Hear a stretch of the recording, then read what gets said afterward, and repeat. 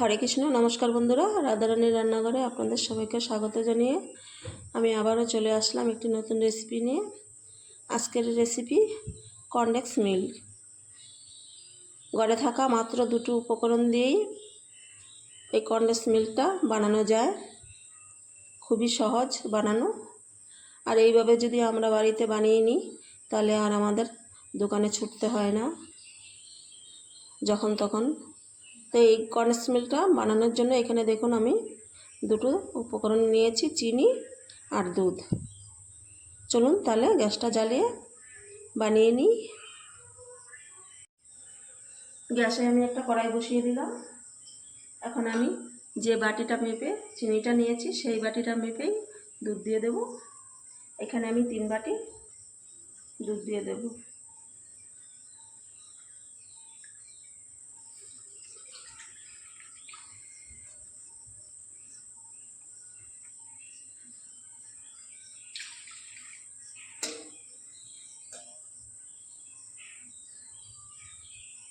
এই দেখুন আমি 3 বাটি দুধই নিয়েছিলাম, দিয়ে দিলাম।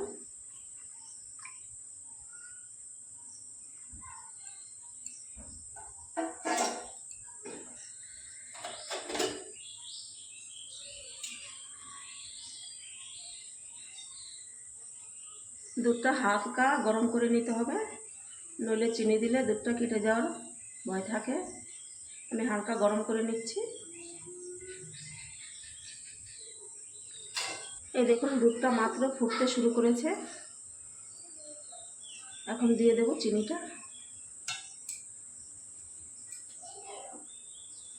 এখানে আমি 1 বাটি চিনি নিয়েছি, দিয়ে দেব। 3 বাটি দুধের সঙ্গে 1 বাটি চিনি। মাপটা একদম সঠিক রাখতে হবে, তাহলে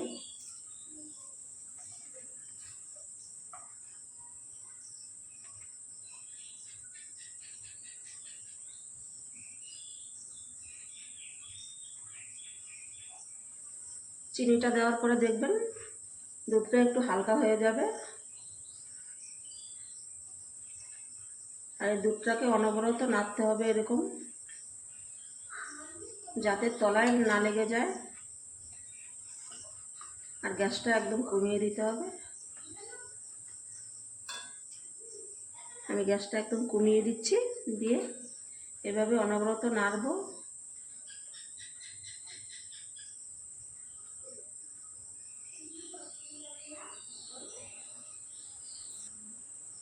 আমি এইভাবে করে কিছুক্ষণ দুধটাকে জাল দিয়ে নিচ্ছি। আমি 6-7 মিনিটের মতন দেখুন জাল দিয়ে নিয়েছি।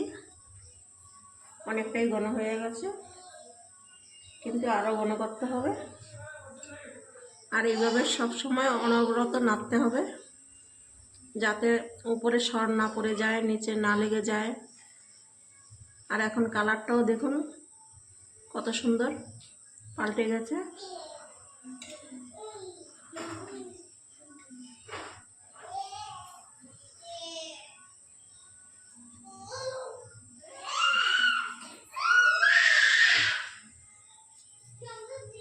আমি আবারও কিছুক্ষণ এইভাবে জাল দিয়ে নেব।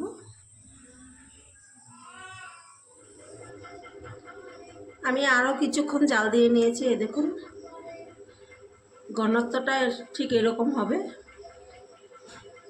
এটা ঠান্ডা হলে আরও ঘন হয়ে যাবে। মোট আমার 15 মিনিট টাইম লেগেছে। এর বেশি কিন্তু লাগবে না, 15-16 মিনিটই লাগবে।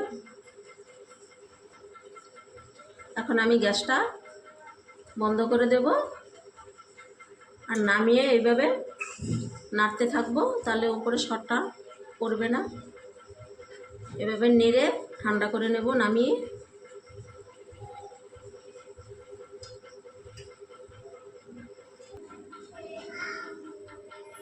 এই দেখুন নাড়তে নাড়তে আমি ঠান্ডা করে নিয়েছি।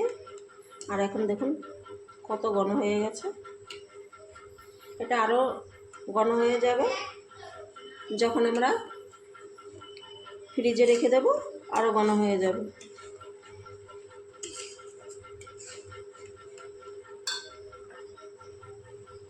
এখন আমি একটা কাচের বাটি নিলাম।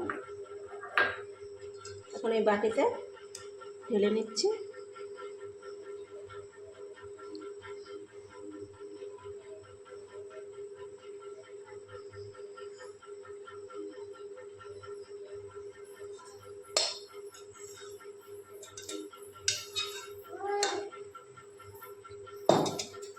কতটা হয়ে গেছে দেখুন।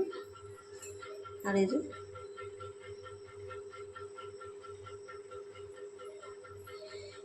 এটাকে আমি এখন ফ্রিজে 30 মিনিটের মতন রেখে দেব।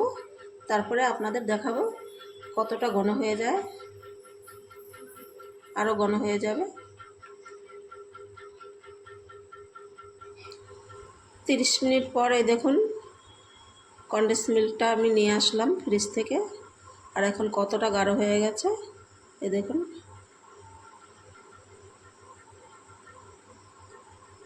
বাড়িতে থাকা মাত্র দুটো উপকরণ দিয়ে কিন্তু আপনারা বাড়িতে এইভাবে বানিয়ে নিতে পারেন। আর বেশি সময়ও লাগে না এটা বানাতে। আর এই আজকে আমার কনডেন্স মিল্কের রেসিপিটা আপনাদের কেমন লাগলো কমেন্ট করে জানাবেন। আর রাধারানীর চ্যানেলটিকে সাবস্ক্রাইব করে আমার পাশে থাকবেন। দেখা হবে অন্য কোনো রেসিপিতে।